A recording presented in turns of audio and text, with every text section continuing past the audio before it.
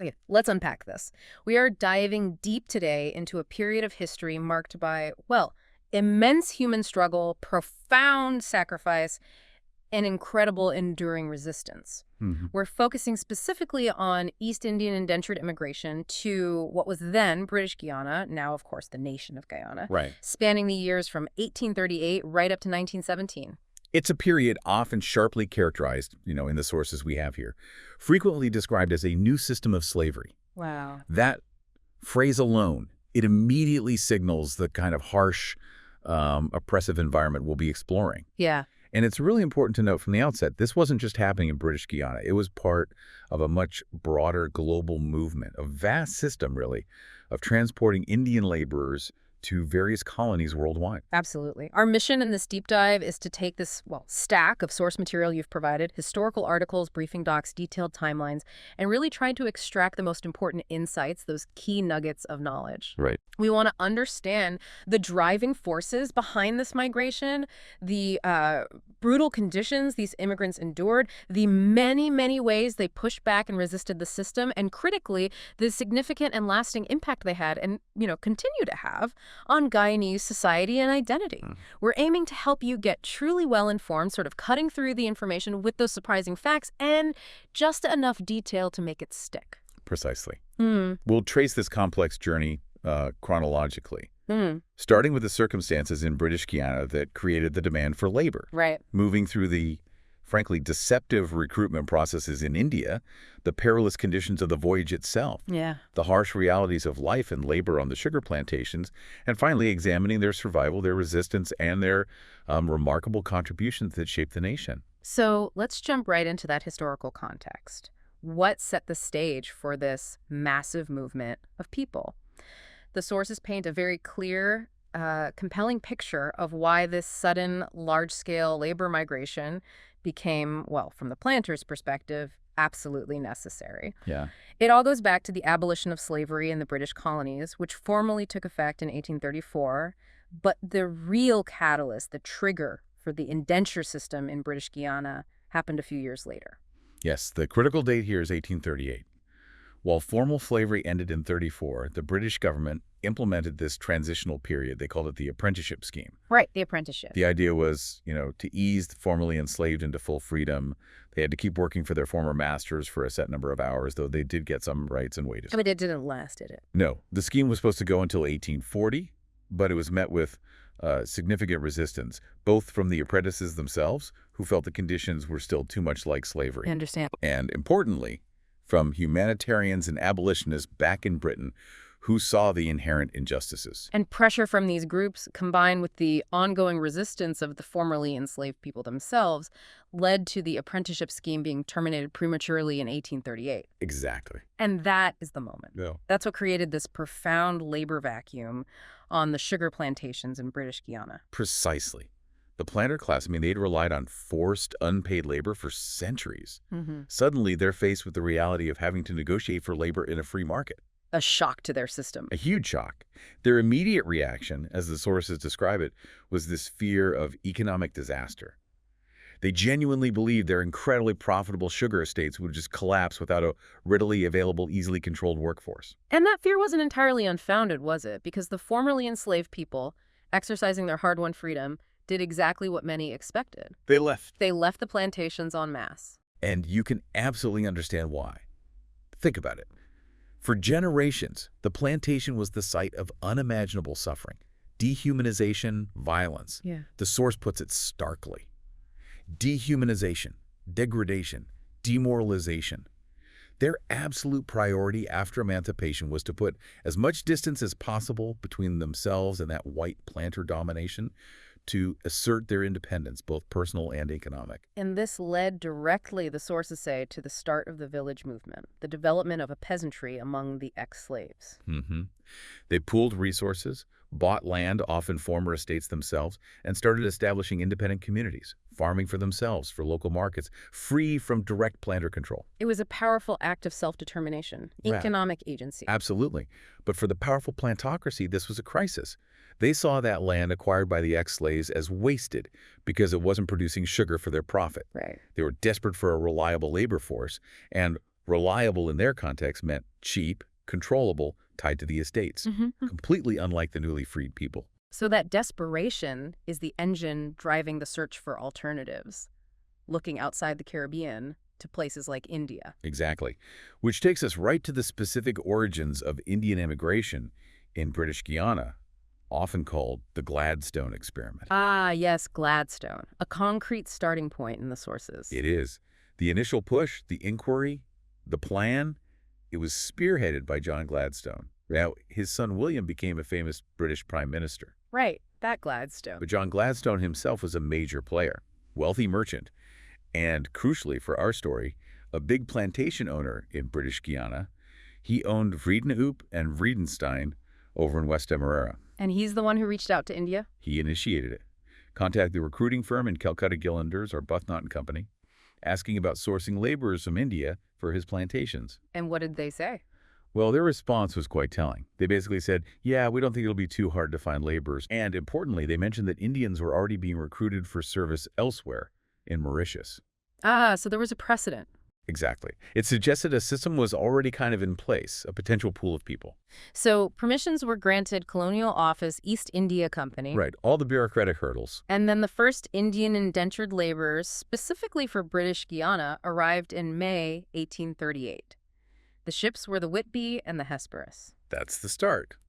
And this initial scheme, it wasn't just Gladstone's estates, though they were first. The sources note it quickly spread. Other plantations like Highbury, Waterloo, and Burbus, Bellevue, Anna Regina. So it caught on fast. It did. And those early contracts were typically for 5 years. 5 years tied to an estate. And while 1838 is the beginning, this system just exploded over the next few decades. Oh, dramatically. Yeah. The sources give us the total figures, and they really underscore the sheer scale of this migration. Between 1838 and 1917, when indenture finally ended, a staggering 238,909 East Indian immigrants arrived in British Guiana. Just under 250,000 people. That is a massive movement of population.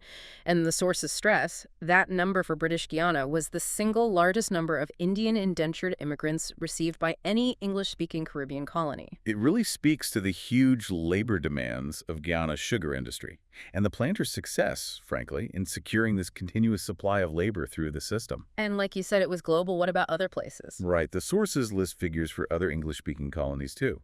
Trinidad got a lot. 143,939. Jamaica, 36,412.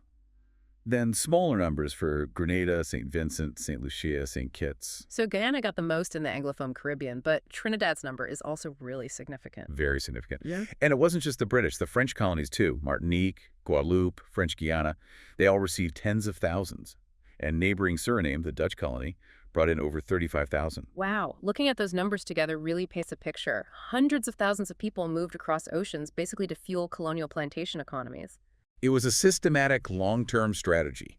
The sources do note a temporary halt. Between 1839 and 1845, there were some early concerns. Okay. But it resumed after that and just kept going steadily for over 70 more years. Incredible duration. Now let's talk about recruitment. The sources mention push factors in India, poverty, famine. Yes, there were definitely significant economic and social pressures in India that made emigration, a consideration for some. High unemployment, chronic poverty, terrible debt cycles, famines. These were real hardships. But it wasn't just people choosing freely to leave for a better life, was it? Not at all. And this is absolutely crucial based on the sources. The process of recruiting these laborers was deeply unethical, characterized by pervasive deception and coercion. The sources are incredibly direct about this. They are. They acknowledge the push factors, the desperation. Targeted vulnerability. Exactly.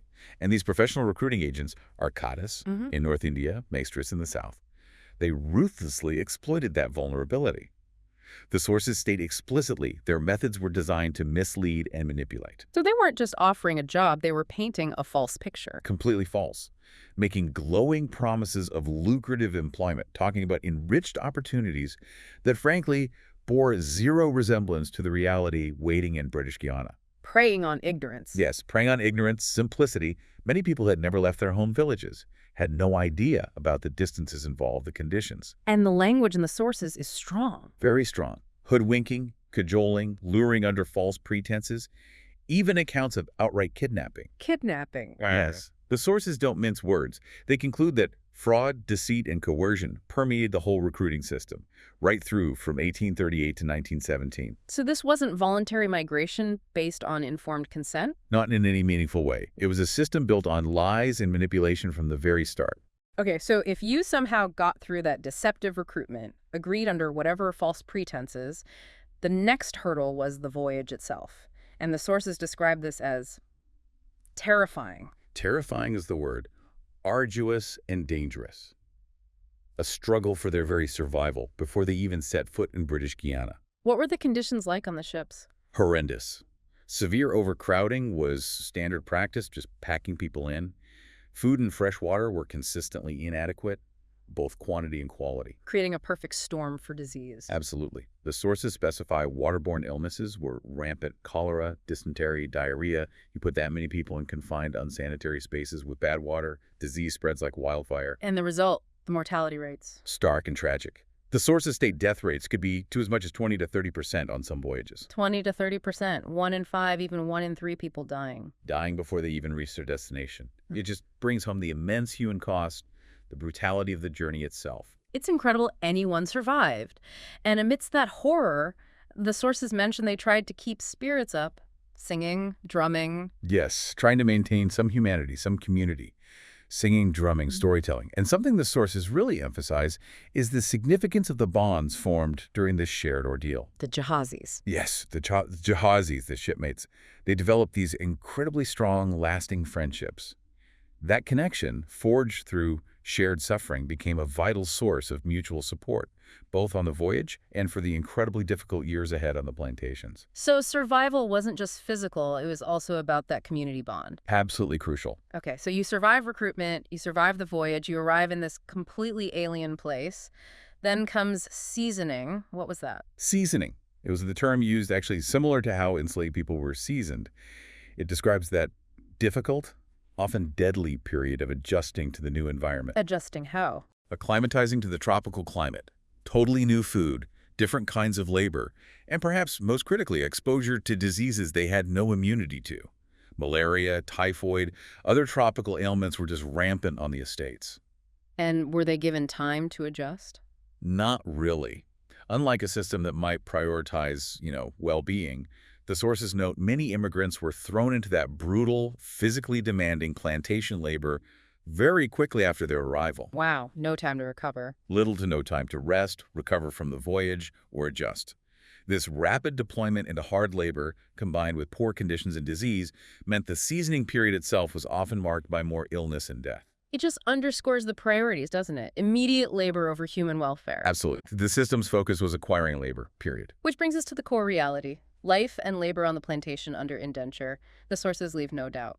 This was characterized by the harshness of the system. The fundamental dynamic was absolute power with a powerful plantocracy. They had, as the sources state, effective control of the immigrant labor force. And this control wasn't just informal power, it was baked into the law. Yes, legally enforced. The indenture contract supposedly had obligations for both sides, but the sources are unequivocal. The labor laws weighted heavily against the former, against the immigrant. How is that possible? Because these laws were drafted and enforced thousands of miles from their homes in a social and political environment completely dominated by the planters themselves. There was no real independent protection for the laborers' rights. So the planters could just bend the rules. Exactly. The sources state the laws were easily varied and very often abused by the plantocracy to suit their whims and fancies. They could manipulate regulations, interpret rules in their favor, create their own localized system of justice on the estates. And the officials who were supposed to oversee things, immigration agents, magistrates. Often part of the problem. The sources point out that some key officials tended to side with the planter class. Meaning abuse was covered up. Often, yes. Documented instances of planter abuse, intimidation, assault, battery against laborers were frequently deliberately covered up. The laborers had very little real recourse through official channels. Which made going to court pointless. A farce, as the sources describe it. A major reason was the interpreters. They were supposed to translate, but too often they aligned with the planters. So the laborers couldn't even defend themselves properly. Exactly. They couldn't understand the charges fully, couldn't communicate their defense effectively, faced a system where the translator might be actively working against them, a complete breakdown of justice, leaving them constantly vulnerable. And this vulnerability hit them right in the pocketbook, didn't it? Wages, task work. Absolutely. The sources highlight the meager wage rates and unrealistic task work. That was their daily struggle.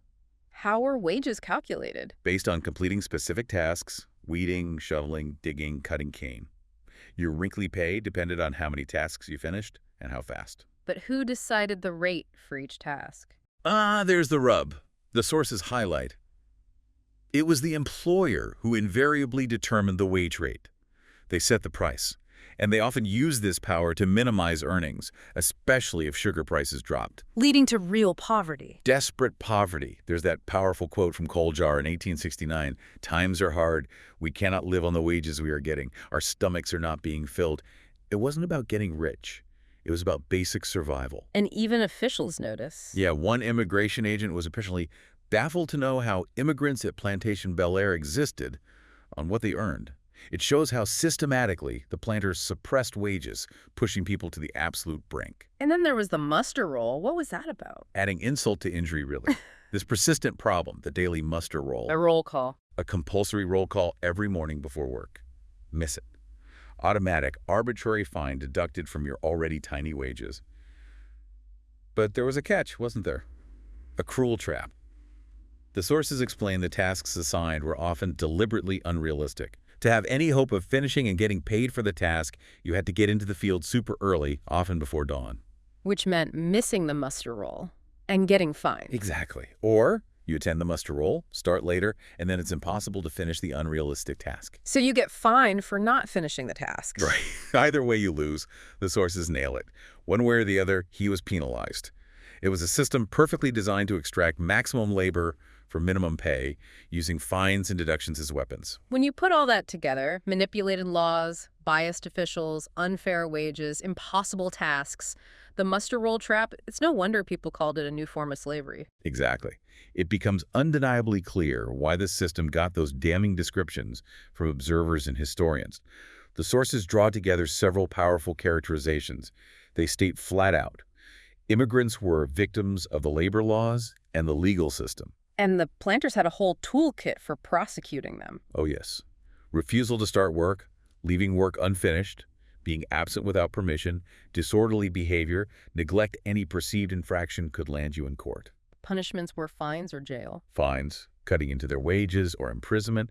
But the injustice went deeper. The sources highlight something particularly harsh.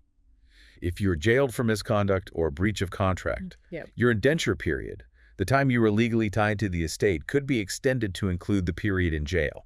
Wait, so you serve the jail time and you have to work longer on the estate afterward? Correct. To make up for the time you were incarcerated. As the sources put it, punished twice for the same offense. It just shows how the system prioritized extracting every last bit of labor. And this actually happened often. Constantly. The statistics are chilling. In 1863, in Georgetown Jail, out of about 4,900 prisoners, 3,148 were indentured laborers. Over 60% of the prison population for labor offenses. For breaches of the labor contract, mostly. And look at this figure. Between 1874 and 1894 alone, the official reports recorded an alarmingly high figure of 65,084 convictions of immigrants for breaches of the labor contract. 65,000 convictions in just 20 years. Yeah. That's staggering. What does it tell you? It tells you, as the sources emphasize, that these laborers were far from docile.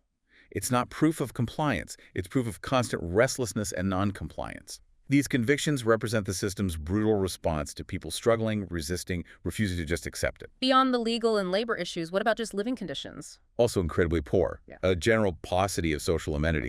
Tenement ranges, logies. Small, often unventilated rooms crammed together in long barracks. Little privacy, few comforts. More fundamentally, basic necessities were often missing. Potable water, virtually non-existent on many estates. Medical facilities, sanitation consistently poor. And the consequence of that? Disease. Outbreaks, especially those waterborne illnesses or new tropical diseases, tended to assume epidemic proportions.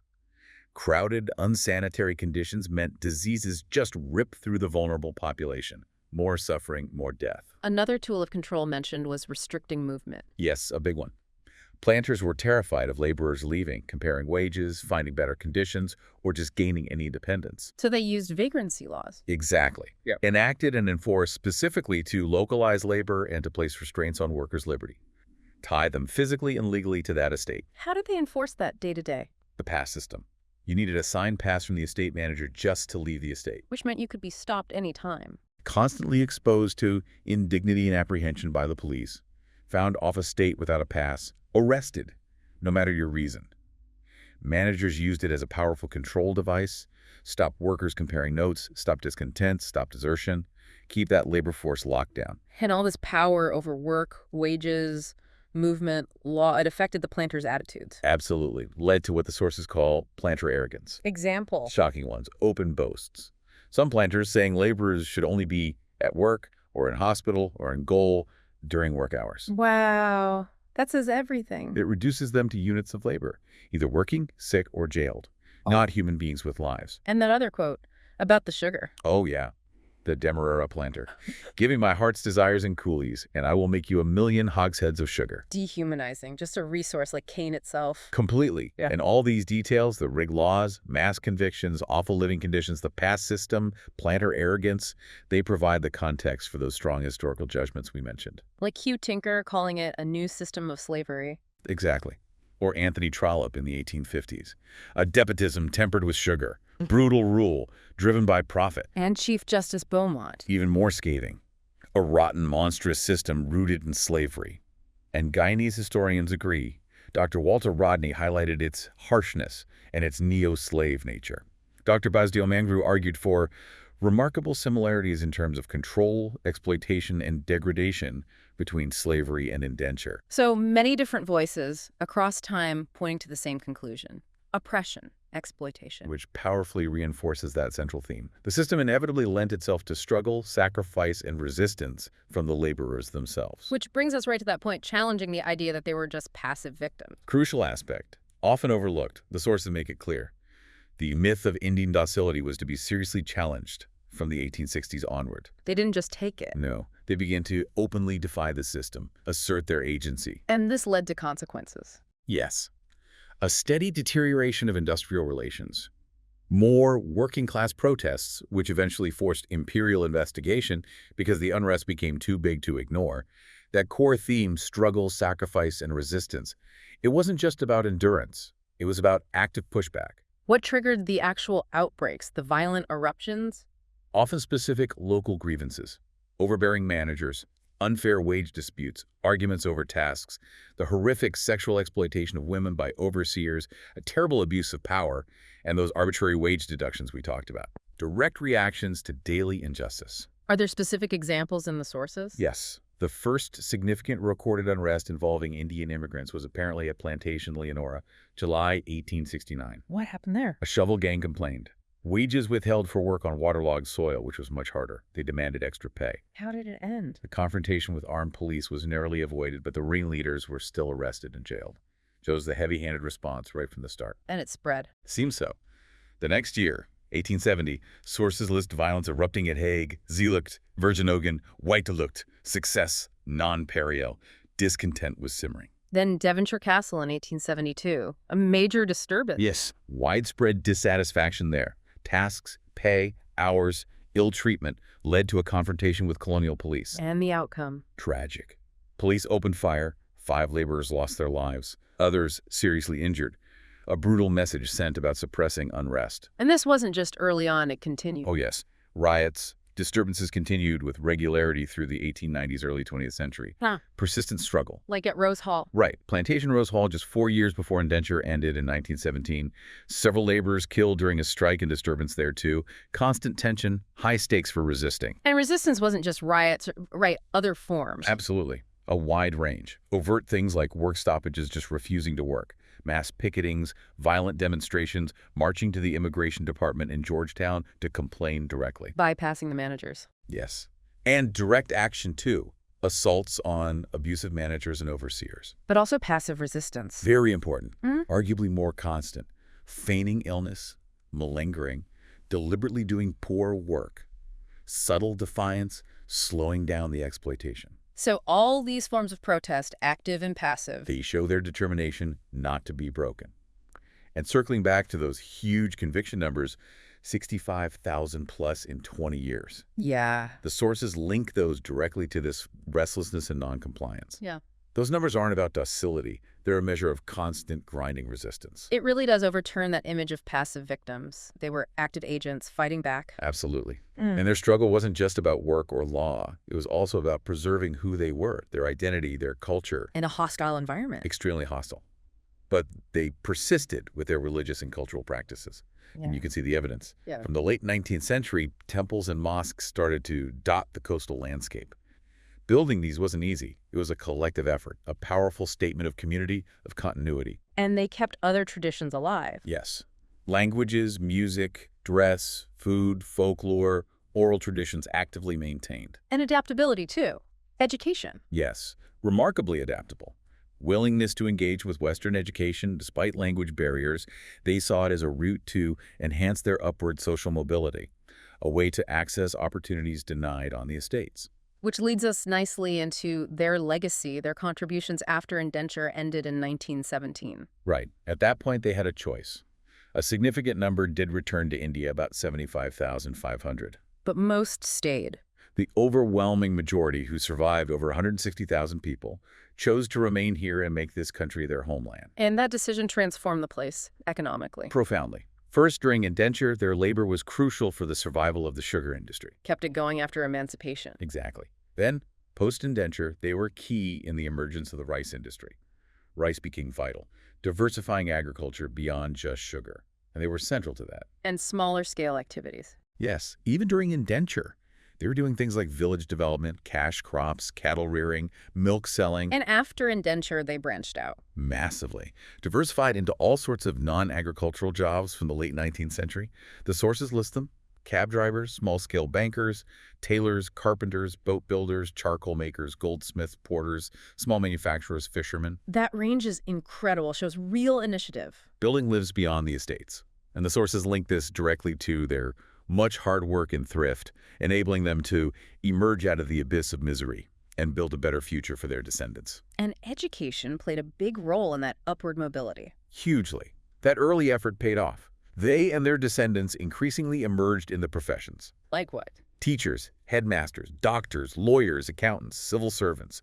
A major shift from being seen just as manual labor. And bringing it to today. Their descendants have made and continue to make tremendous strides across basically all facets of Guyanese society. Social, economic, cultural. Educational, political, trade unions, everywhere. Leading sports figures, entrepreneurs, educators, politicians, union leaders. So the conclusion is? Descendants are actively engaged in every facet of life in Guyanese society of today. A remarkable journey from indenture. Truly a testament to their ancestors' resilience. As the source says, our forefathers of yesteryear have certainly been inspirational through their grit and determination. And it brings us back full circle, that core theme. Clearly, struggle, sacrifice, and resistance were part and parcel of the Indian immigrant psyche during the neo-slavery system of indentureship, 1838-1917. Their survival, their success wasn't guaranteed. Not at all. The sources credit their resilience, persistence, custom, tradition, and commitment to family, which invariably promotes thrift, industry, and self-esteem. Those were the foundations. So looking back at this whole deep dive, the journey from post-emancipation labor needs, deceptive recruitment, the deadly voyage, the brutal plantation reality, the constant struggle and resistance, and finally, the choice to stay, build, contribute. It's a history steeped in hardship and injustice, yes. But equally, it's a history defined by incredible human strength, agency, that unwavering spirit of survival and cultural persistence. They weren't just passive recipients. They actively shaped their own destiny and the nation's destiny. Absolutely. As you've listened to us unpack these sources, what aspects really stood out most vividly to you? Was it those conviction numbers, the planter quotes, the cultural resilience? For me, that figure, 65,084 convictions in 20 years, that's maybe the most powerful single statistic. It flips the narrative from just suffering to struggle by them. makes their agency undeniable. Yeah, it reframes the whole thing. And linking that resistance to their eventual success and contributions feels so important. I agree. Seeing that active resistance coupled with drawing strength from tradition, community, then using education, it's an inspiring, though incredibly difficult story. And the article leaves us with a powerful thought, doesn't it? Especially for a nation like Guyana today, which commemorates Arrival Day. It calls for unity, mutual respect, tolerance, appreciation, understanding among all Guyanese. Bringing up the national motto, one people, one nation, one destiny, and the idea of strength in diversity. So as you reflect on this deep dive, this history of struggle, sacrifice, resistance against a neo-slavery system, here's a question to maybe chew on. How does understanding these difficult foundations, the immense challenges overcome by these immigrants, how does that inform the meaning of unity and diversity in Guyana today? What does it really mean to build one nation, one destiny on such complex, challenging historical foundations? A profound question to sit with. This deep dive has certainly revealed the enduring legacy of this period and the incredible strength of the people who lived through it.